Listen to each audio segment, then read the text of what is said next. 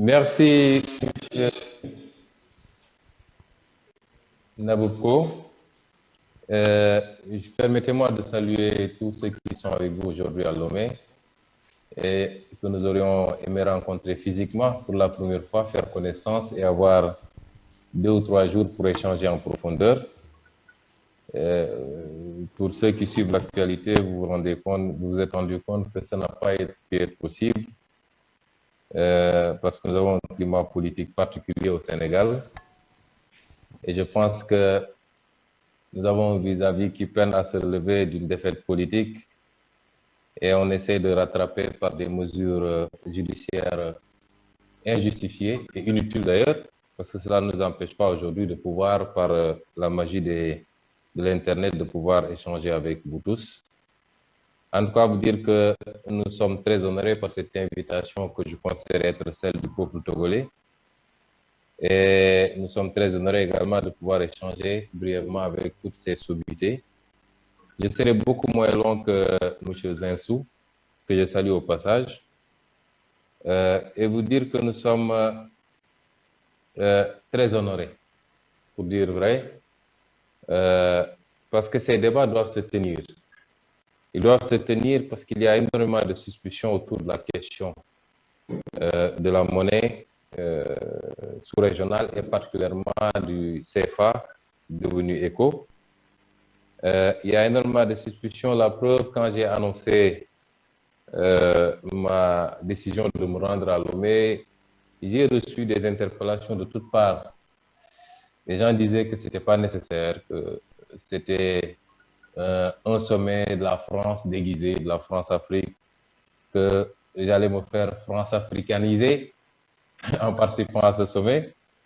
Mais je pense qu'il faut qu'on dépasse cela et qu'il faut que les Africains sont libres d'avoir des positions divergentes sur des questions. C'est ça la démocratie, c'est ça qui fait avancer les pays modernes. Et chacun doit pouvoir défendre ses idées, ses opinions librement, fermement, de manière documentée.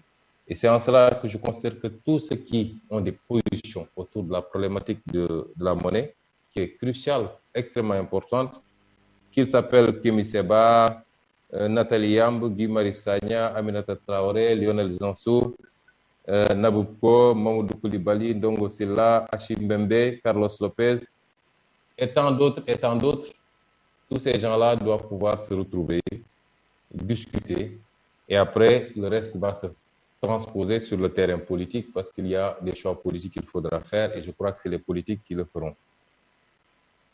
C'est un débat lourd de malentendus que j'aborderai moi, pas sous l'angle technique, mais sous l'angle politique en tant qu'acteur politique. Mon ambition, c'est, dans 32 mois en tout cas, de pouvoir remplacer celui qui est à la tête de ce pays et de pouvoir appliquer un programme. Et dans ce programme, nous avons avancé notre position sur la problématique du franc CFA. Déjà en tant que candidat à l'élection présidentielle de 2019, j'avais eu des positions très claires, très fermes et très tranchées sur cette problématique.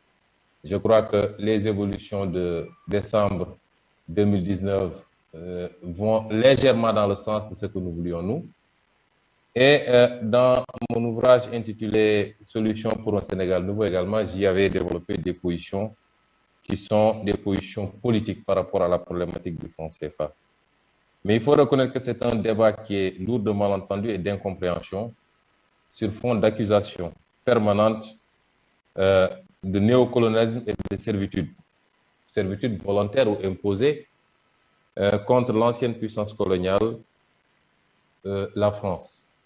Il est vrai que l'histoire et les symboles de cette monnaie autorisent et justifient ce débat et ces interrogations. C'est un débat qui a pris effectivement de l'ampleur ces dernières années. Malheureusement, avec qui opposent des deux camps, mais que chacun d'entre ces deux camps définit l'autre selon des clichés. D'un côté, nous avons les illuminés anti-CFA, qui seraient candidats à l'aventure et au suicide. Ça ressort d'ailleurs du proverbe cité par M. Zinsou dans son introduction, que les anti-CFA voudraient mener tout le monde vers l'aventure, vers l'inconnu, vers un suicide monétaire donc, et qui serait manipulé par des forces occultes et autres puissances étrangères concurrentes à la France dans ce qu'il est convenu d'appeler un précaré, un terme que j'aime pas du tout, parce que nous ne devons même pas accepter d'être le précaré de qui que ce soit. Et d'autre part, nous avons ceux qui sont pour le franc CFA ou l'éco actuel, qui sont taxés de renégats africains, de traîtres à leur nation, de support de la France-Afrique, de lobbies ou des lobbies connexes, de plus français qu'africains, qui seraient financés pour travailler à perpétuer la domination et l'exploitation de l'Afrique francophone par cette dernière. Alors, évidemment, tant qu'on sera dans ce schéma, il sera difficile d'avoir un débat serein. Si j'ai accepté de venir à Lomé, c'est que j'avais pensé que ce serait l'occasion de fréquenter ceux qui tiennent l'autre position, de les écouter, d'essayer de comprendre le fond du raisonnement, au-delà de les avoir lus et regardés, puisque nous sommes dans un monde très connecté. Mais il faut reconnaître que le CFA est une monnaie de la passion. Il est accusé d'être la cause de tous les maux de la zone. Je crois que c'est exagéré. Pour certains, la CFA, c'est la monnaie coloniale dont l'acronyme porte encore les stigmates douloureux d'une certaine époque, c'est-à-dire la colonisation. C'est une monnaie qui attente à notre souveraineté, du seul fait qu'elle est frappée à Chemalière.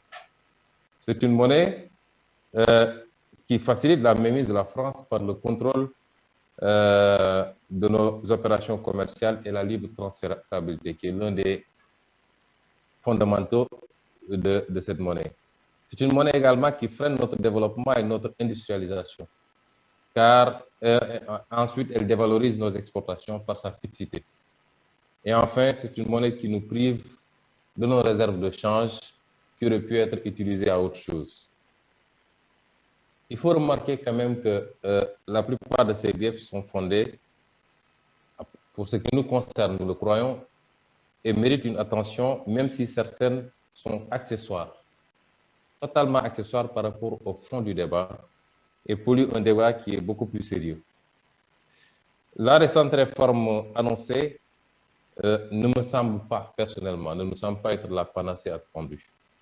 Elle reste relativement cosmétique et ne touche pas aux vrais enjeux de la question monétaire pour l'Afrique de l'Ouest. Mais il faut dire que la monnaie est loin d'être la seule cause et peut-être même pas la principale cause de la situation politique, économique, sociale peu enviable de nos États. On ne peut pas quand même faire endosser à la monnaie la faiblesse de notre contrôle d'échange, par exemple. On ne peut pas lui faire endosser la quasi-absence de rapatriement de nos devises. Prenez l'exemple du secteur minier, si vous prenez un pays voisin comme le Mali, des rapports établissent que seuls 5% des devises sont rapatriées au Mali. On ne peut pas faire endosser ça à la monnaie. La monnaie n'est pas responsable du pillage consenti des ressources naturelles de nos États, avec des autorités politiques qui signent tout et n'importe quoi à l'encontre des intérêts de leur pays. On ne peut pas faire endosser ça à la monnaie. La monnaie n'est pas responsable de la corruption et des détournements de deniers publics qui foisonnent dans nos pays. La monnaie ne peut pas être responsable, en cas le CFA, de la surfacturation systématique des marchés publics ou de la préférence systématiquement annoncée aux étrangers, aux entreprises étrangères, au détriment malheureusement des secteurs privés nationaux et particulièrement des petites et moyennes entreprises qui souffrent dans nos pays et qui auraient dû être celles-là qui portent nos programmes de développement et de croissance. La monnaie n'est pas responsable de la mauvaise définition des priorités d'investissement. Que nous soyons, que nos chefs d'État fassent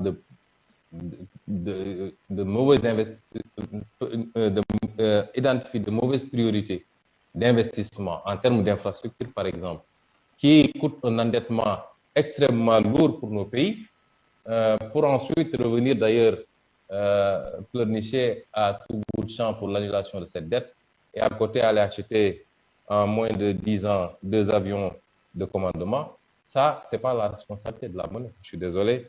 Il faut qu'on l'assume également.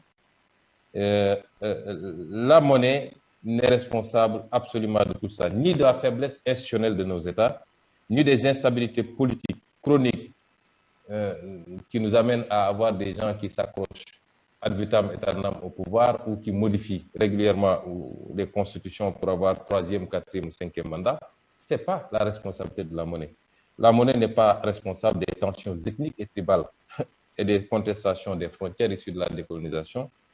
Elle n'est surtout pas responsable de l'insécurité, du terrorisme et du narcotrafic. Toutes choses qui concourent à justifier la situation que nous vivons actuellement. Mais nous devons avoir le même raisonnement dans l'autre sens. C'est-à-dire, il ne faut pas aussi que nous considérions que tous les problèmes qui arrivent aux pays qui ont leur propre monnaie en Afrique sont liés à la monnaie. Et j'ai l'impression quelquefois, il y a une manière insidieuse, pour ne pas dire vicieuse, de traiter ces questions-là. Tantôt, tous les pays qui ont des problèmes, il faut voir, c'est parce qu'ils ont une monnaie à eux.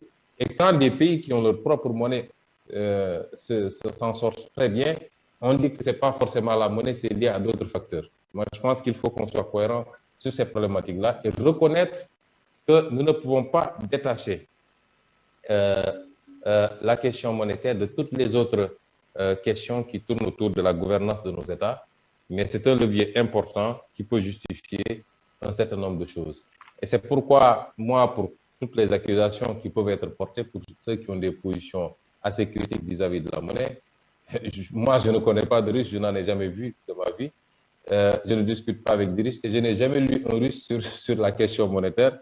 Mais je peux dire simplement que il faut instaurer le débat dans la sérénité et dans le respect mutuel, parce que dans le camp des anti-CFA, il n'y a pas seulement qu'une jeune génération qui, au-delà du CFA, pose énormément, de la monnaie pose énormément d'autres problématiques par rapport à la gestion de nos ressources naturelles, par rapport à la gouvernance de nos États, etc., etc. Et il ne faut pas indexer ces jeunes pensant qu'ils ont été manipulés. Mais au-delà de ces jeunes, nous avons énormément d'universitaires qui ont pu, les Ndongo Samba Sylla, les Samir Amin, les docteurs Abdourahmane Diouf, ainsi de suite, et j'en passe, et j'en passe. Vous ne pouvez pas réduire tous ces gens-là à un groupe de personnes manipulées ou qui ne comprennent rien aux enjeux. Je pense qu'il faut poser le débat de manière beaucoup plus sereine, des deux côtés, et apprendre à s'écouter et à se comprendre. Par rapport à la thématique elle-même, du CFA à l'éco, quelle monnaie pour quel développement en Afrique de l'Ouest? C'est un sujet très ouvert. On n'a pas dit la zone UEMOA, on a dit Afrique de l'Ouest. Mais dans le développement, et c'était ça la crainte de beaucoup de participants qui ont finalement renoncé à y venir, c'est que c'était un habillage pour justement recentrer le débat autour du CFA, de l'éco-CFA, et de le faire passer comme lettre à la poste par rapport à l'éco-CEDEAO qui était en gestation. Alors, l'Afrique de l'Ouest, prise comme ensemble, renvoie à la CEDEAO. Si on dit l'Afrique de l'Ouest de manière simple, c'est la CEDEAO, ce n'est pas l'UEMOA. L'UEMOA est un sous-ensemble de l'Afrique de l'Ouest. Mais le cadre qui regroupe en tout cas toutes les entités de l'Afrique de l'Ouest, je crois à l'exception peut-être de la Mauritanie, ce cadre-là, c'est la CEDEAO. Ce cadre regroupe des réalités monétaires éparses et des options politiques de développement qui sont différentes. Il y a les pays qui ont en commun le CFA ECO et qui sont au nombre de 8, je crois, et les autres qui ont chacun leur propre monnaie. Mais nous avons dit quelle politique, quelle monnaie pour quel développement. Si on prend l'échelle de la CEDEAO, la dynamique communautaire de la CEDEAO se fixe comme objectif d'atteindre une croissance économique inclusive. C'est ça qui est dit dans les documents, et durable, qui produise un développement réel et tangible des populations ouest-africaines. C'est le même objectif d'ailleurs que l'UEMOA. La CEDEAO dégage pour cela en urgence un certain nombre de priorités. Celle de l'emploi, particulièrement des jeunes et des femmes, mais qu'elle compte atteindre par un certain nombre de leviers, parmi lesquels l'industrialisation, le retour la sphère publique dans la dimension de pilote de l'intérêt général, ainsi de suite, ainsi de suite. La deuxième urgence, c'est une croissance économique durable et inclusive.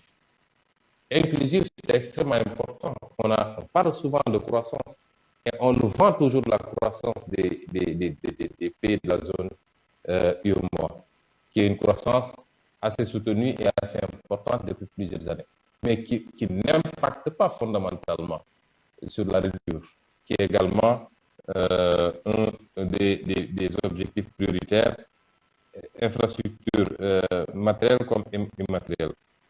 Il y a le développement de l'agriculture, avec tout ce qu'on pense pouvoir faire, aussi bien pour l'agrobusiness que l'agriculture familiale. Et il y a enfin l'objectif d'une meilleure intégration régionale des pays de la CEDEAO. Et c'est en cela que la CEDEAO avait considéré que la monnaie, une monnaie régionale, devait pouvoir faciliter tout cela. Dans l'extrait du rapport d'ailleurs CFA-ECO, il est dit que la politique monétaire de la région doit être en phase avec la politique économique, ce qui est tout à fait normal. La politique économique de développement des pays et de la région dans son ensemble. L'adéquation de l'instrument monétaire à la finalité économique étant à la base du projet de création de l'ECO.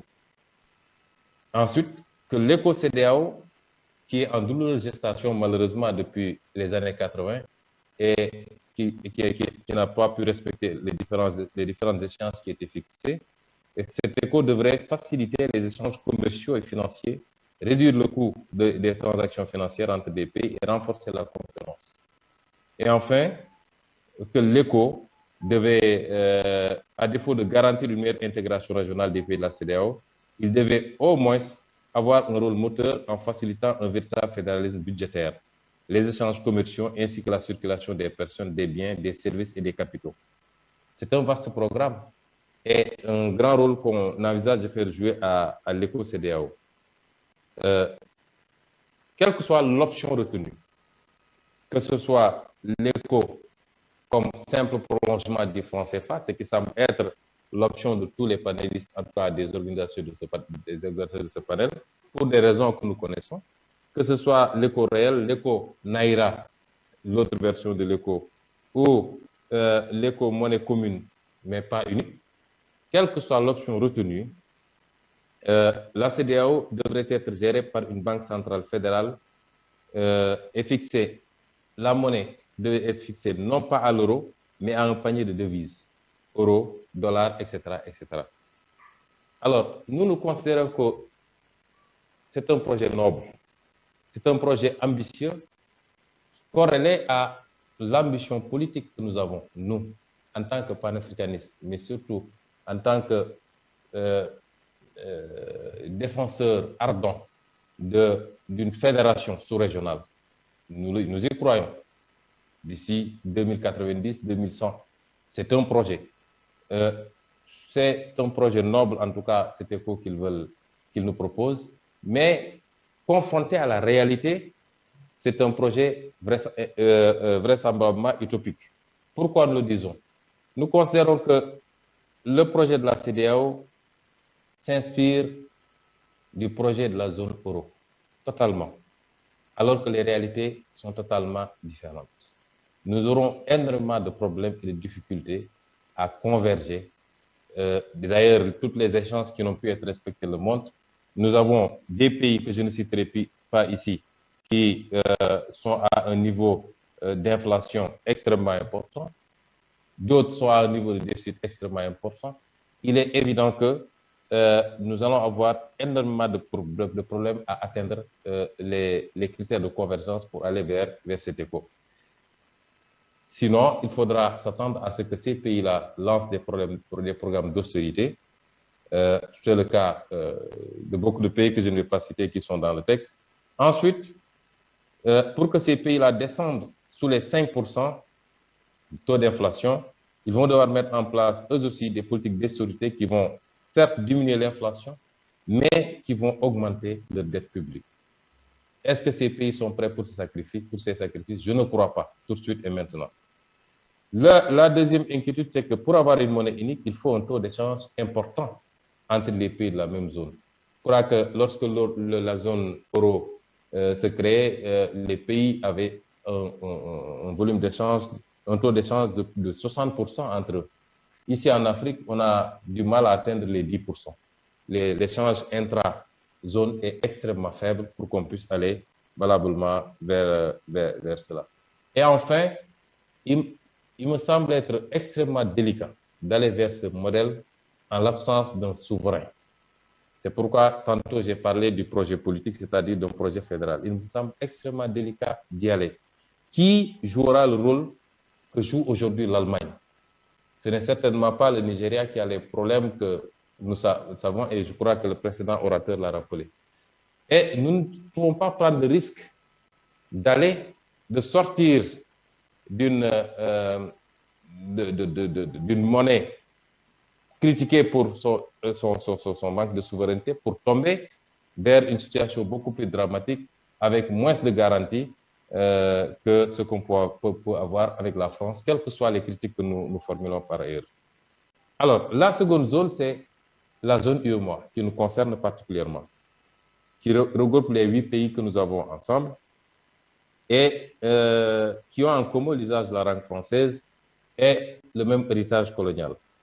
Ces pays ont bâti un substrat a priori exogène, une union économique et monétaire soutenue par des institutions, des critères et des mécanismes d'intégration. Ces objectifs de développement sont les mêmes que ceux que j'ai cités tantôt pour la CEDEAO.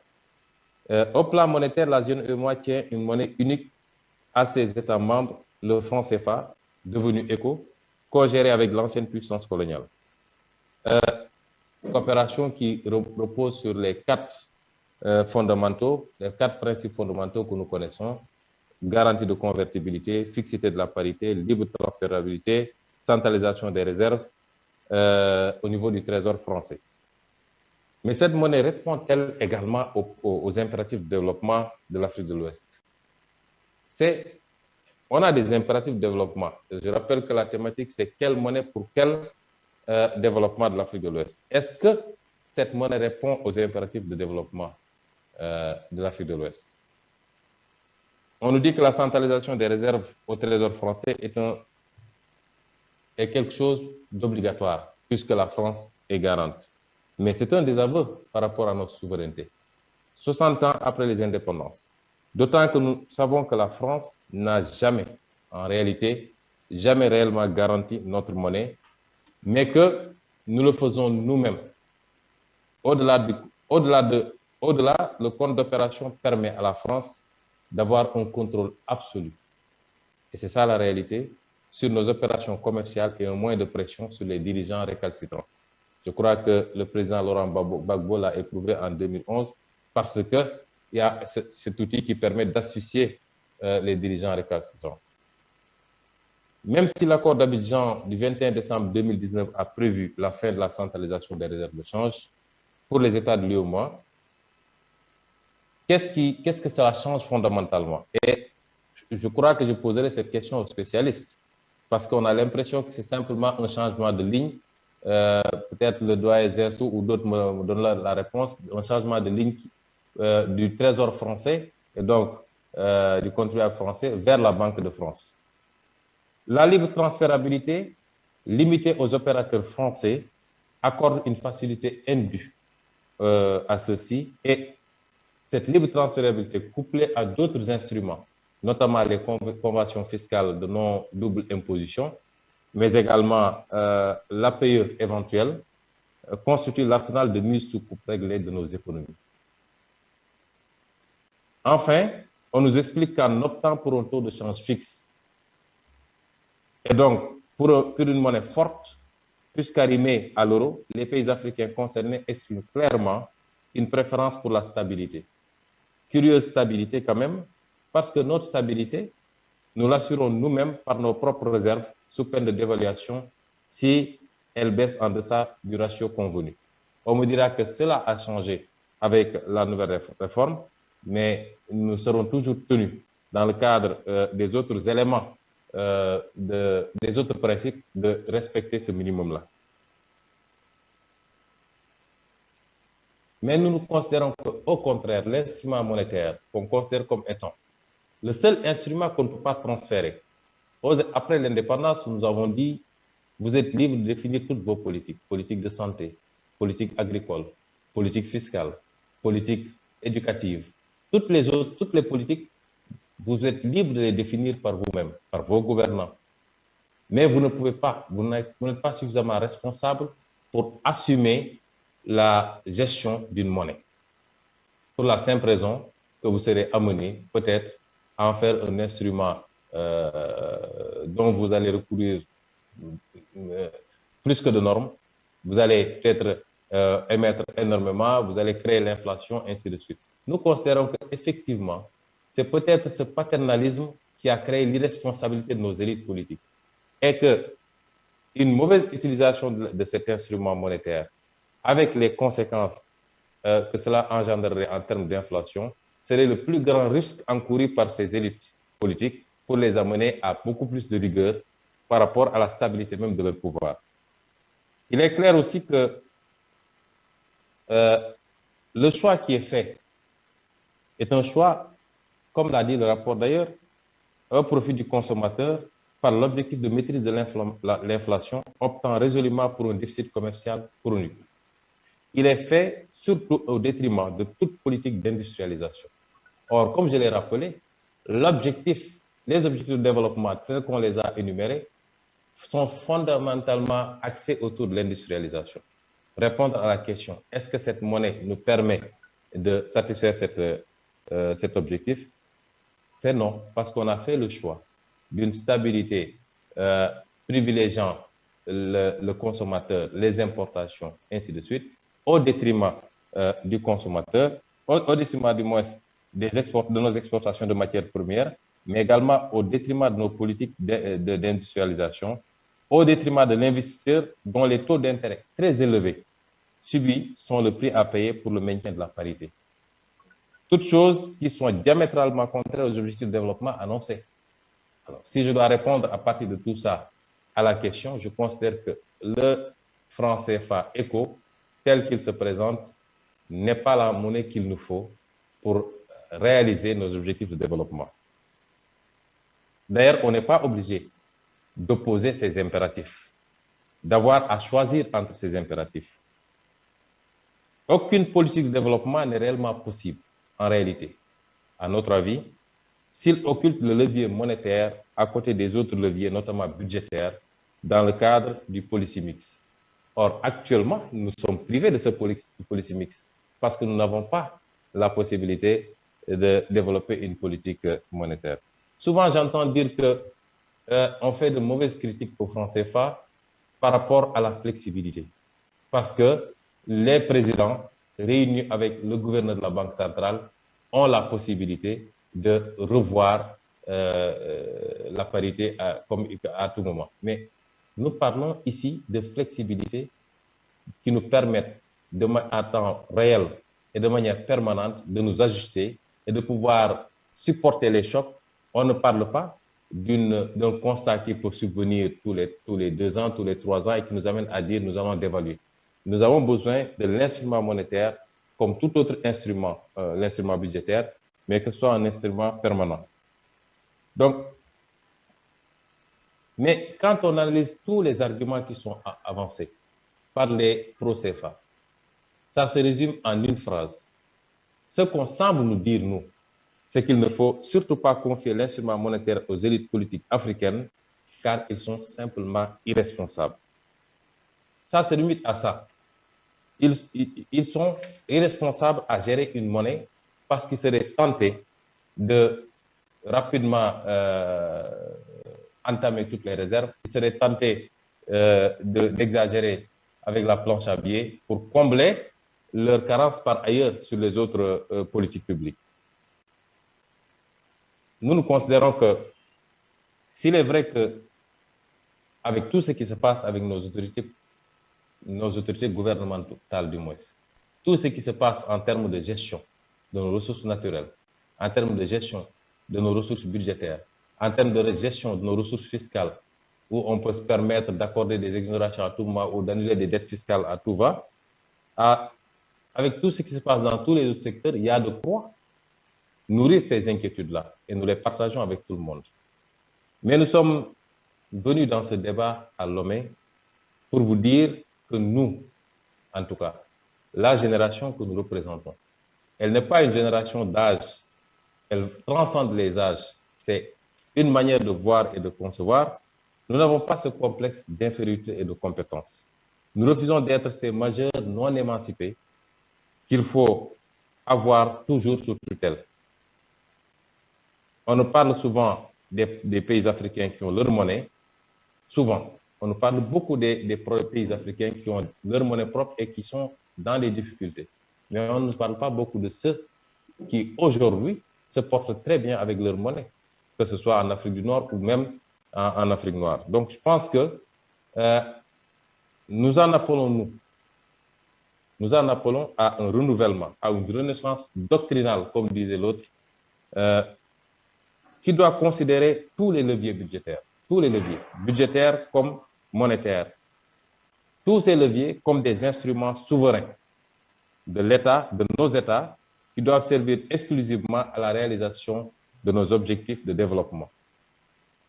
Après, le débat technique sur est-ce que ça doit être un instrument de planification de développement ou de transformation structurelle de l'économie, est-ce que ça doit être un instrument de planification du financement des besoins en biens et services publics pour appuyer les secteurs privés nationaux, ou est-ce que ça doit être mixte? Ce débat-là, il peut être ouvert et nous, en tant qu'acteurs politiques, nous sommes disposés à vous écouter tous, vous les techniciens de ces questions-là, mais nous tenons à réitérer, je le dis encore une fois, que tous ces leviers-là doivent être des instruments souverains de l'État qui doivent servir exclusivement à la réalisation des objectifs du développement. Donc nous sommes avec vous à Lomé pour dire que nous ne sommes plus disposés à être sous la coupe de personne, de qui que ce soit. Ce n'est pas de l'orgueil mal placé, le terme est revenu tout à l'heure, c'est de la dignité patriotique, adossée à un examen lucide et documenté des facteurs. Soit on est indépendant, soit on ne l'est pas. Soit on marche par nous-mêmes, soit on ne mérite pas d'être indépendant. C'est vrai que l'Afrique est à la croisée des chemins. Les yeux du monde entier sont rivés sur elle. L'Afrique est la probable unique locomotive de la croissance mondiale des prochaines décennies. Cela se fera par l'Afrique elle-même, avec le monde, c'est vrai, ou alors, comme par le passé, ça se fera par le monde, mais au détriment de l'Afrique, et sur le sol africain en plus. Pour parer à la dernière hypothèse, nous devons en finir avec le modèle actuel d'une croissance extraversée, portée par un endettement en devise et non en monnaie locale. Mais le franc CFA, le franc français ou l'euro fixe ne nous permettra jamais, ne facilitera jamais cet endettement en monnaie locale. Et excluant notre secteur privé national, notamment les PME, PMI au profit de multinationales étrangères. Il nous faut donc une politique monétaire autonome, une politique de change flexible pour corriger nos erreurs de choix économiques et absorber nos chocs extérieurs. Tout ceci couplé à une gestion vertueuse, c'est vrai. Et je reviens sur ça, une gestion vertueuse, orthodoxe et transparente de nos ressources naturelles et budgétaires, des réformes politiques consolidantes et stabilisantes et un climat favorable à l'explosion de notre secteur privé national prioritairement. C'est ça qu'il nous faut. Si le seul obstacle à cela, c'est un leadership politique défaillant, il nous faut d'abord mener le combat politique pour nous débarrasser de cette élite politique qui n'est pas capable de comprendre les enjeux. On ne recrée pas la roue. Tous les pays qui ont réussi à sortir du gouffre sont passés par ces étapes-là. On ne peut pas s'en priver et penser que c'est avec justement une tutelle sur la monnaie qu'on va s'en sortir. un taux de charge fixe avec des liens monétaires carrément coupés avec la France qu'il faut assumer, et tout autre État extérieur une auto-assurance à travers un mécanisme africain de solidarité. Est-ce que tout cela, on peut l'espérer dans les cadres communautaires CEDEAO ou UEMOA? À notre humble avis, le seul argument en faveur d'une monnaie unique serait peut-être qu'elle soit précédée d'un gouvernement unique avec un ministère des Finances fédéral capable de mener une politique de solidarité entre les pays, ce qui réglerait la question du souverain. Sous ce rapport, la question qui nous réunit aujourd'hui apparaît plus politique que technique. C'est une question qui, à mon avis, est plus politique que technique. Ce qui suppose de privilégier l'initiative politique sur l'urgence monétaire. En panafricaniste convaincu et adepte d'une fédération ouest-africaine, nous y croyons fermement. Notre histoire nous y prédispose. Rappelons que nous sommes la zone la mieux et la plus intégrée. Et que jusqu'à des siècles pas très lointains, nous avions des entités politiques, des royaumes, le Mali, le Ghana, etc., qui couvraient intégralement presque toutes ces zones-là. Nous avons quand même une histoire assez imbriquée, qu'on voit dans les zones frontalières, mais qu'on voit même au-delà des zones frontalières. Nous y croyons et nous pensons qu'il faut aujourd'hui travailler à ça et y travailler d'arrache-pied. En attendant d'y parvenir, et c'est là ma conclusion, les options restent ouvertes. Je ne voudrais pas que ma communication soit comprise comme un rejet total ou alors qu'on y décèle des contradictions entre notre option pour le fédéralisme africain, notre option pour un ensemble africain, un grand ensemble africain ou sous-régional, et les positions que nous avons prises spécifiquement par rapport au CFA, qui peut faire l'affaire si on le débarrasse d'un certain nombre de contraintes, comme je l'ai expliqué. Mais en attendant d'y arriver à cette entité politique, les options sont ouvertes. Ça part d'abord de la monnaie individuelle, que les pays, si on ne peut pas aller vers les réformes courageuses qu'il faut, et qu'on arrête de se considérer comme des mineurs ou des majeurs sous tutelle, si on ne peut pas aller vers ça, en tout cas, nous, notre option politique ne l'exclut pas que les pays reprennent leurs responsabilités monétaires en créant leur propre monnaie et adossée à une correcte et une bonne gestion de leurs économies, une bonne gouvernance de leur pays avec toutes les réformes qu'il faut au plan politique et au plan économique. Ça, c'est une option qui reste ouverte. La seconde, c'est la monnaie commune avec une unité de compte. Ça a été régulièrement agité et avancé, peut-être avec un serpent monétaire, ce qui nous ramènerait à la zone euro avant l'arrivée de l'ECOS. Je crois que c'était la zone EQ. La troisième possibilité, c'est la monnaie UEMOA, totalement libérée de la France et absolument flexible. Ça resterait à régler la question du souverain avec une banque centrale peut-être très forte, fédérale. Tout ça, c'est à examiner et à étudier. Mais cette monnaie doit fondamentalement être libérée de la présence française à tout point de vue, et elle doit être une monnaie flexible pour nous permettre d'atteindre les objectifs que nous recherchons. Et enfin, continuer à affiner les convergences nécessaires à la jonction d'un fédéralisme politique avec une monnaie unique, ce qui nous permettait de poser d'une seule voix dans les instances internationales de décision. Parce qu'à quoi servent nos organisations régionales si elles ne nous permettent pas d'agréger nos poids pour pouvoir poser là où les décisions se prennent, au niveau de l'OMC par exemple, au niveau des Nations Unies. Je crois que c'est ça les objectifs qu'il nous faut rechercher, mais sans précipitation inutile, sans escamoter les étapes qu'il faut absolument respecter. C'est en cela que nous disons que la réflexion, elle est ouverte, elle est bonne, elle est utile, elle doit être sereine. Et nous remercions le peuple togolais, nous remercions le professeur Nabouko, nous remercions en tout cas l'Université de Lomé pour nous avoir associés à cette réflexion et nous avoir permis d'exprimer notre point de vue en tant que politique qui discute beaucoup avec énormément de spécialistes de la question et non pas en tant que technicien de la monnaie. Je vous remercie.